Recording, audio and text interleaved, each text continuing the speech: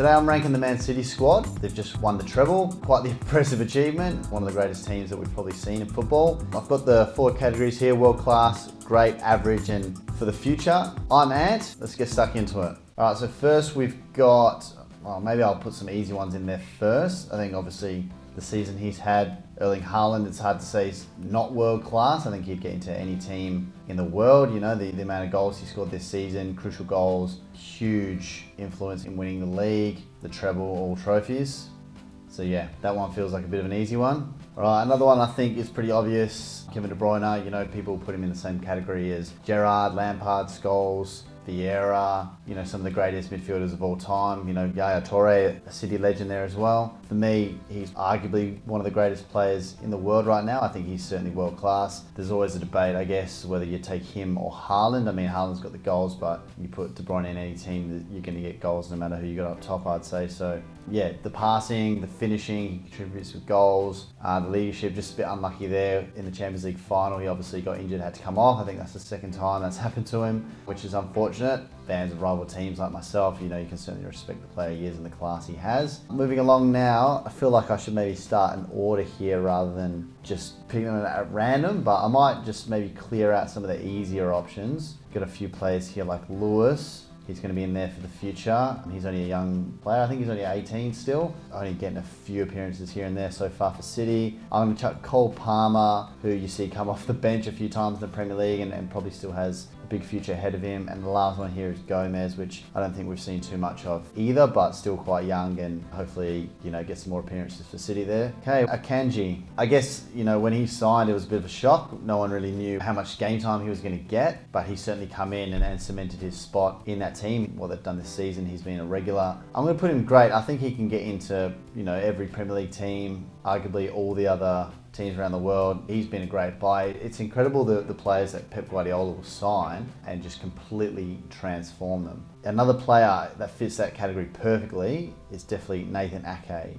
I mean, this season we've seen him slot over to left back. I think he was struggling to get in the team there at centre back. They've got obviously so much quality there. But yeah, we've really seen a different player this season under Pep Guardiola. We've seen him get a lot more game time. You know, we saw Cancelo leave in the January and they sold Zinchenko as well to Arsenal in the summer as well. So they were a bit short on left back. So we've seen him slot in and he's been absolutely solid. Can't really complain. I feel I'm going to be a bit harsh on him here and maybe I've not got enough categories here for it, but I'm just going to put him in the average category. I feel, you know, prior to this season, as I mentioned, he wasn't really looking at getting in that team at all with the other options they've got there at centre back. I mean, he's obviously a fantastic player, but if you've got to be overly critical, I think he's someone who's probably going to have to go in that category. Again, if I'm going to be overly critical here as well, I think Alvarez will go in that average category. What a season he's had though, treble as well as the World Cup with Argentina, but just the fact that like the lack of game time, being a bit more of the squad player, certainly, you know, you've got Erling Haaland playing up top, it's going to be hard to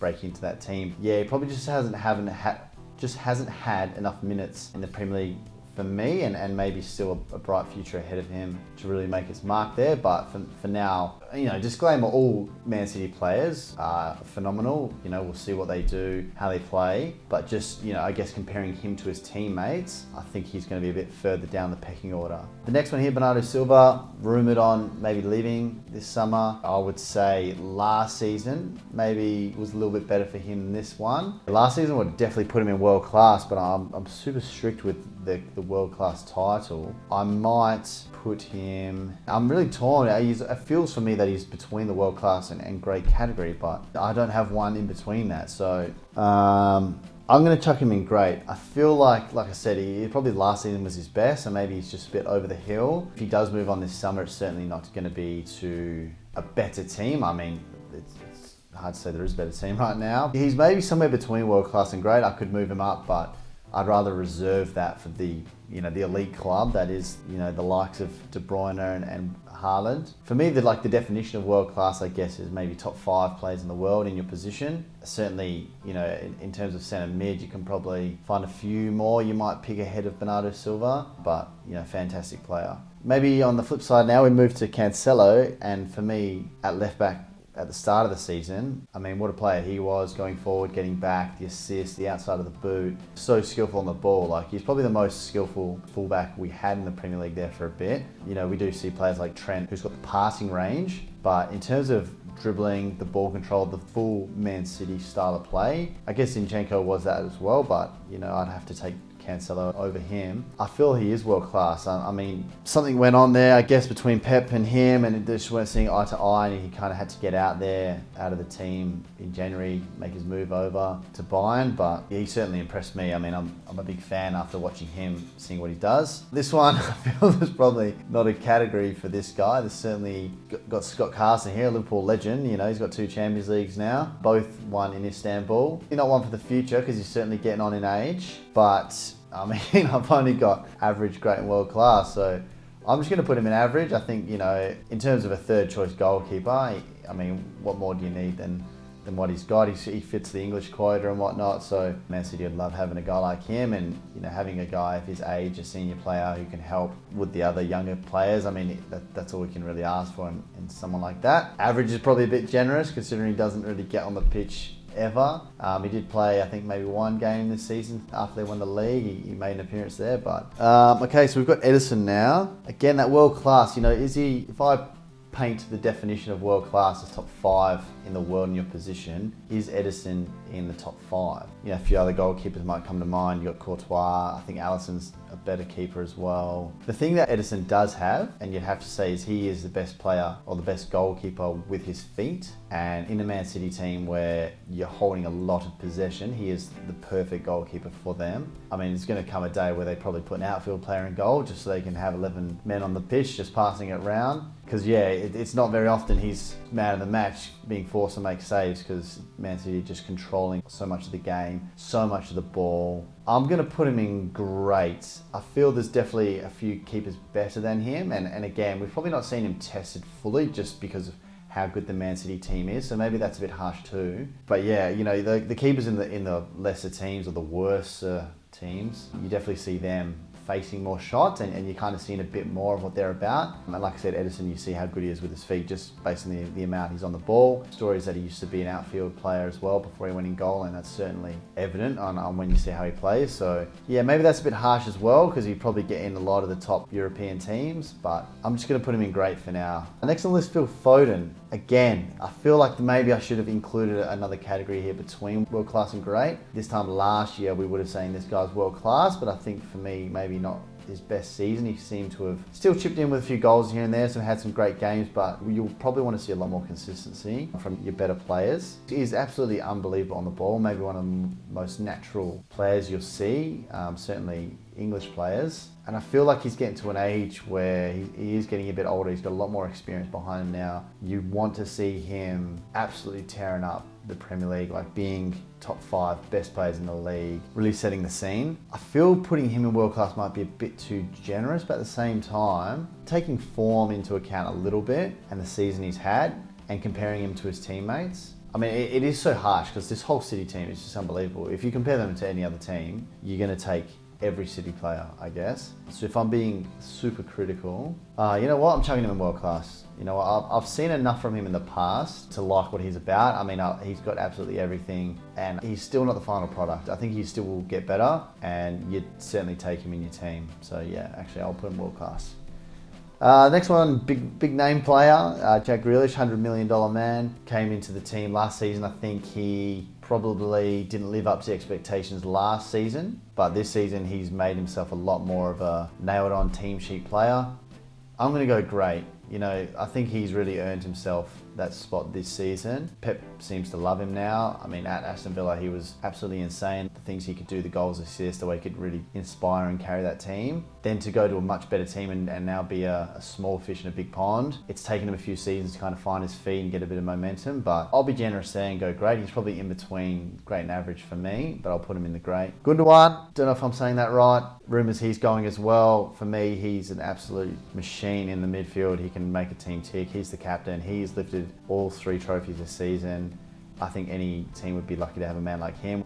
I'm prepared to put him in the world class section. I think in the World Cup. We saw him for Germany. They didn't have the best World Cup, but he still did bits there, scoring the penalties, leading the team. I think he's been fantastic. He scored some of the crucial goals for them when they've needed it most. Even last season on the final day, he steps up when needed. I think that's what all the best players do, and he's certainly done that. Laporte, he's the next man on the list. He's been very good. I feel like maybe he's been in and out of the team. Is that through injury? Pretty good centre back. It's hard to really complain with him. I mean, left footer, changed his nationality to get in the World Cup squad. I think he's pretty solid. I think maybe if everyone's fit and at their best, he probably is Man City's best pairing. I'll chuck him in great.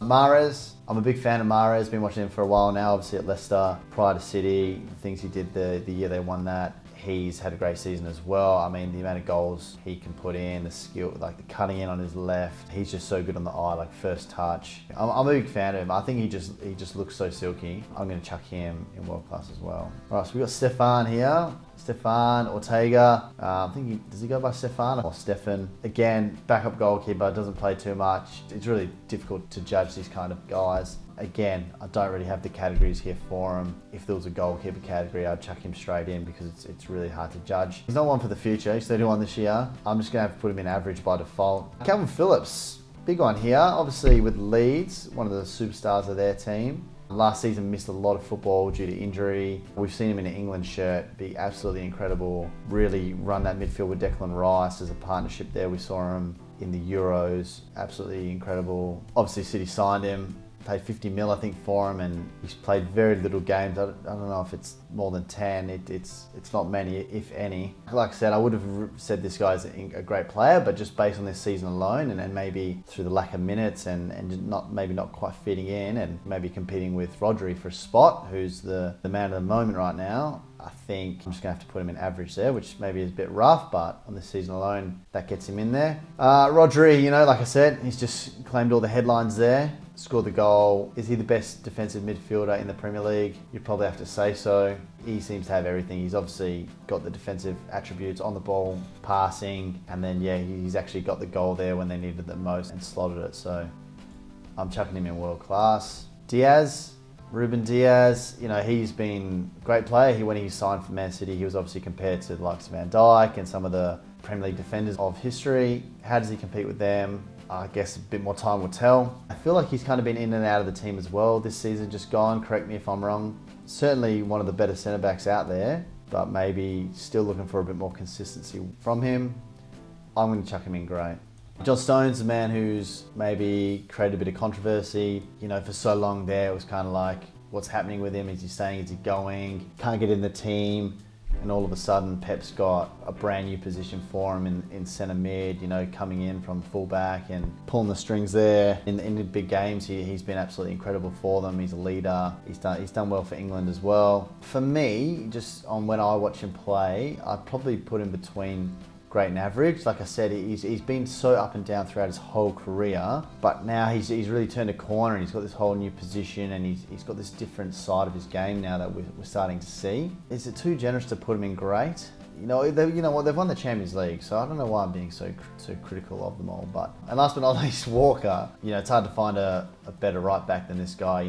The pace he's got is just immense. Like, you see him go head to head with Mbappe, Vinicius, like some of the best wingers in the world, and he can just keep up. You can lock him down. Yeah, I think England are blessed with some very good right backs, and he seems to get in the team ahead of them all, and it's very hard to argue with that. He's been at City now for a few years and he's got endless amounts of trophies. He's probably ticked off the last one that he needed now, but yeah, like I said, name a left winger, you'd put Kyle Walker in your team to go up against him. I think he's probably your best bet out of anyone in world football there. So yeah, I'm chucking him in world class. So yeah, I guess just having a quick look over it, maybe I've been a bit harsh there, maybe not. I think Bernardo Silva's probably a standout there for someone I've dropped into the great category, but if you're gonna put any Man City player in a category that's not world class, I feel like I've done that there, and maybe a bit harsh even to Ake, who's had a great season, but overall, I feel like he's kind of had a lot go his way for him to get in the team and kind of be forced into the left back position, and good on him because he's been absolutely solid there. there, and Man City have absolutely killed it. You know, this is a treble winning team. This isn't something that comes along every day.